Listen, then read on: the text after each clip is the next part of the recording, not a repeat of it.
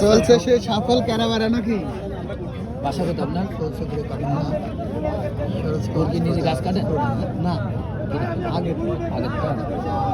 লোকে চেনেন গুড় দিয়েছে এরকম গুড় আপনার যে লোক গুড় দিয়েছে আপনার আগের গুড়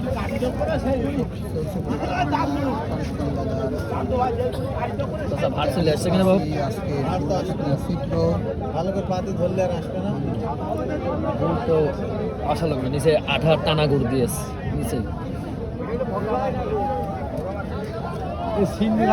ওরে বাবা